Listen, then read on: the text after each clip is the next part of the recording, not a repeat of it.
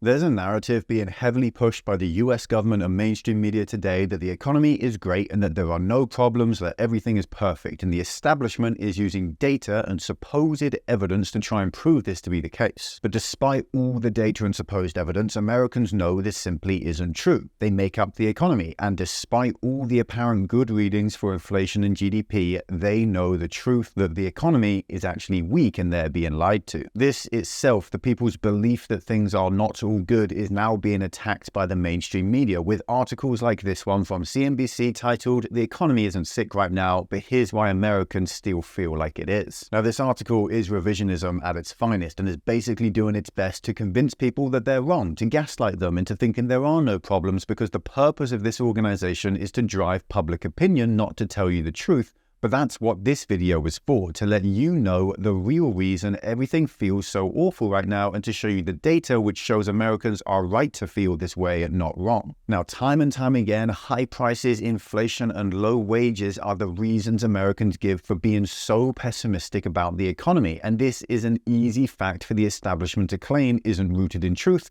because inflation, headline figures, and service level data at least seem to suggest that you can't complain about inflation anymore because it's gone and no longer a problem. Except there are severe problems with this data, and I'll show you why. Firstly, inflation is not a problem that ever disappears. We've all seen the graph resembling this, where the value of the dollar has been steadily dropping for decades on end, and the value of money is just diminishing without an end in sight. And this is a graph showing inflation rates over the last few years in the US, which on the surface looks like things were bad for a while, but now all is okay because inflation has fallen, and so prices must have fallen as well. But we know that that isn't how inflation works, because as long as the figure is positive or even above zero by the slightest amount, then prices are continuing to rise and are not stopping. The lower inflation rate simply shows us that prices are increasing more slowly than they were before, but that isn't anything to be happy about, and it isn't good news for our economy because prices are still rising. Americans got seriously hurt by inflation being so damn high over the last few years because it impacted every single purchase they made, and it made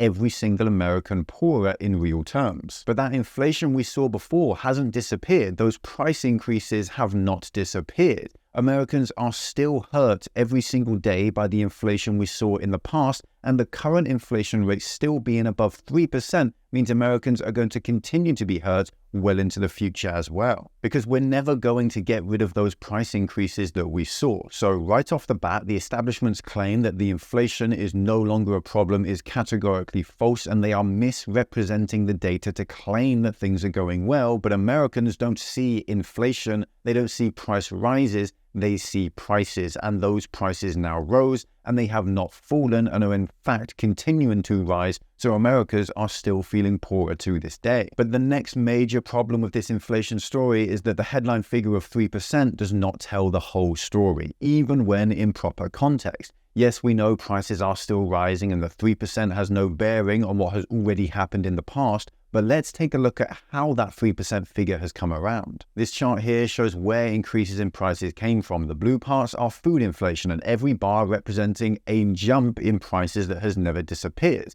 The red bits show energy inflation and increases in the cost of energy over the last few years, but as energy is notoriously volatile, and that's been even more so the case with COVID and then the Ukraine war sending shocks all over the world to our energy markets, in the last few months energy prices have actually been falling, which has been dragging down the headline CPI figure of 3%. The purple part, though, shows inflation from goods, physical products that people in America buy. And while the inflation in this area was massive over the supply chain shocks of COVID and geopolitical events, that inflation has now died out. But these notorious yellow bars here represent services inflation, the prices that Americans have to pay for all kinds of services, from hiring an accountant to getting a haircut or a car wash. Now, as you can see, inflation in services in the US is as high as it's ever been over the last 5 years, and it isn't actually falling. Now, many people have this idea that services aren't real in economic terms because they are intangible, but this isn't true. If you have young children and you have to send them to daycare so you can go off to work and make money,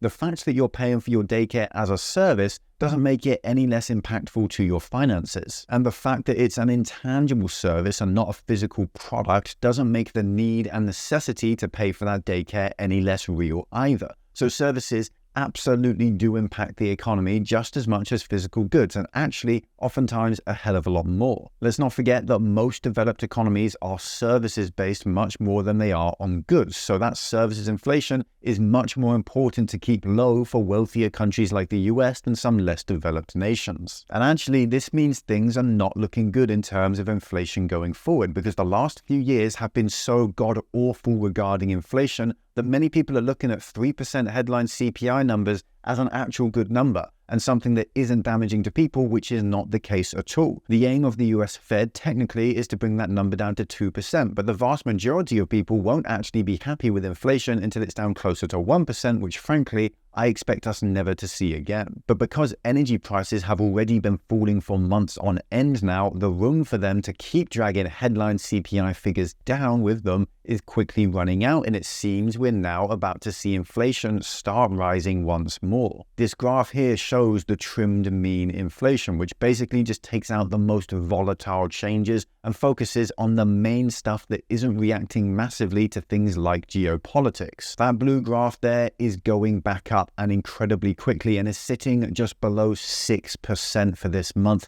a huge inflation number that is reminiscent of the chaos we saw over recent years. And this graph here shows sticky inflation, which is basically inflation in things that once they rise in price, they will not then fall into the future. With gasoline or electricity prices, it's incredibly common for prices to rise and then fall. But with things like salaries, they rise and then it's incredibly rare that they fall. And this data shows that inflation has stopped falling altogether when it's sticky, and actually it's just started to rise a tiny bit once more. Not good news for Americans at all for obvious reasons. The idea that the economy is good and strong just isn't rooted in reality, and the headline data may disagree with that assessment. But the headline data is the headline data because that's what the government wants you to focus on. They don't want you to look behind the scenes and see the truth. They want to keep it all hidden. And this is a simple reality of the US administration and mainstream media today. Now, I do my best to keep you all updated on what's going on here on YouTube, but it takes a lot of time to put these videos together. And even then, the videos sit at the mercy of the YouTube algorithm. So there are literally millions of people who want to see this kind of data, but they're never shown these videos by the algorithm. But I do have a solution for this, my free email newsletter, where a couple of times a week I send you an email updating you on what's going on.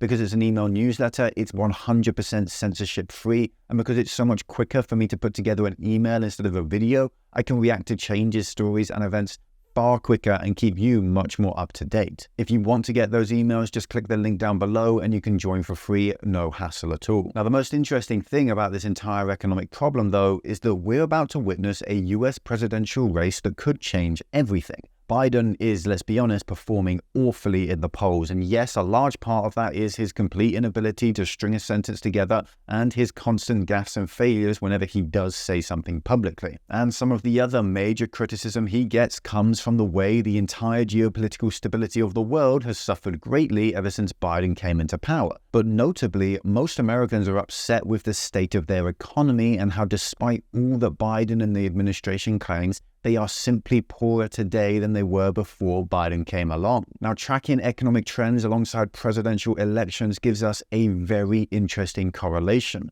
When voters feel poorer, the incumbent loses the election as people ask for change. Biden is going to be that incumbent, and his voters are feeling poorer than ever. It is incredibly likely that this election will not go Biden's way, which would likely lead to Trump taking power again and changing a huge amount about the American economy and how it runs. Needless to say, things will change quickly, and the markets and the economy will be one of the top priorities for him to bring back under control. It stands to reason then that this is an incredibly important time to stay informed and up to date on politics, geopolitics, finance, and investing as a whole. So give this channel a subscribe so you're more likely to see the videos in the future, and head on down to the link down below in the description. Join my free email newsletter and I'll keep you 100% up to date on everything that happens going forward.